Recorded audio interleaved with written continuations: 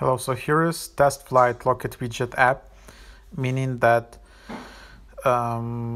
this is the app where you can test some very early features, and then by doing that you will help the developer team by submitting some feedback and all of that. So just tap accept, and then you can tap install. So something like that, and then you can just tap install. So how to get access to this TestFlight?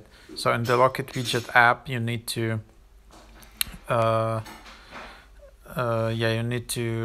open the app and then submit this type form in the settings. So just tap on your profile in top right and submit the type form, and there you have it. Now you will have this updated app with the interesting new feature. And then you can see best friend, crush widget, on widget reminder, profile menu, and then you can just